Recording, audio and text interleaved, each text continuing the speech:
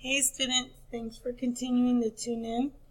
This tutorial is actually going to be on how to find rate of change or slope, same thing, from a table. The reason why I'm doing the second video, which is the homework help, is if you look at number 4 here, just like a few others, you're going to see negative coordinates. The negative coordinates going into the formula with this subtraction will cause a double negative. So I want to go ahead and demonstrate that now. In class, I usually pick the first two. I'm going to go ahead and pick these ones just to show you that no matter what two coordinates you choose, they're still going to come out the same rate of change. The reason why that is, if I have a graph here, and my graph line, for example, this one's increasing. If it's in a straight line, it's going to be increasing at the same rate. If I had points here, I can see that my rise over run is going to continue to be at the same rate. So no matter what point you choose, it's going to have the same slope / rate of change. I'm going to go ahead and write out my coordinates. The first one I chose was -2, -4. My second one is going to be -1, -7. The next thing I want to do is I want to make sure I label my coordinates correctly.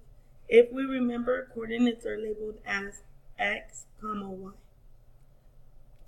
Therefore, my first set will be x1, y1, because that indicates it's my first set, but indicates this is the x coordinate, this is the y coordinate. I'm going to go ahead and label the next set as x2, again showing this is the second set, with y2. I'm going to go ahead and put it in the formula. The first thing I need to put is my y2, which is -7, minus, because this is in the formula here, all I'm doing is following along, my y1, which is -4. This is where we have that double negative I'm talking about. x2, I'm going to put is my -1 minus, following the formula again, my x1, which is -2. If I were to go into my reference book and look at integer rules, I will see when subtracting integers, I need to change the sign to an addition so it's easier to see. This will be keep, change, change, keep, change, change. In this case, now it's saying -7 plus +4.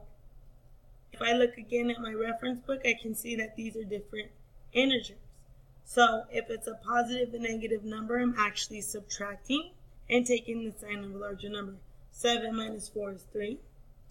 And the 7 is larger, so it's going to be negative. Again, that's going to happen at the bottom. -1 plus a +2. They're different signs, so I'm going to subtract. 2 minus 1 is going to give me 1. The 2 is larger, so it will stay positive. In this case, my rate of change / slope is -3/1.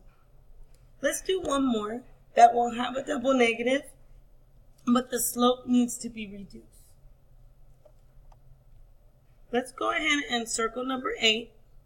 That's going to indicate that you followed along in the video and you know it's correct. I'm going to go ahead a little bit lower on the table so you can see again.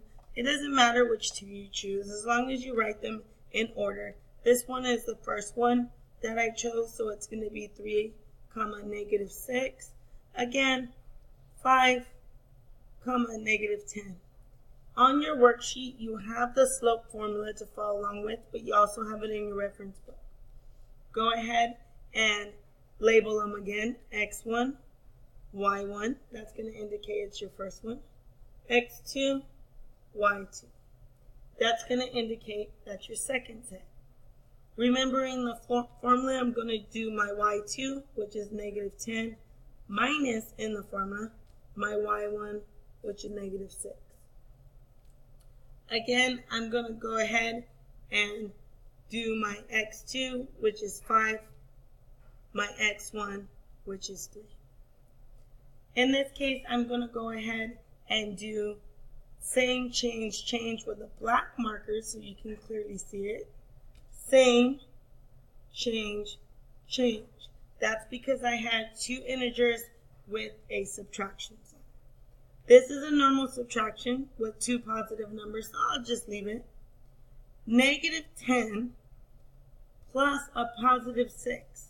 My integer rules tell me to subtract 10 minus 6 is 4, and keep the sign of the larger number, which is 10. That is negative. 5 minus 3 is 2. That is my rate of change slope. But there's one more thing we need to do here. We need to reduce. You always want to have it in its simplest form. I know that 2 is a factor of both 4 and 2, so I'll divide by 2. Negative 4 divided by 2 is negative 2. 2 divided by 2 is 1.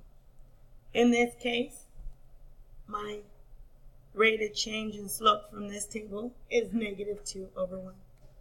Go ahead and follow along the notes that you wrote for number 4 and number 8 to complete homework. Thanks again for logging in.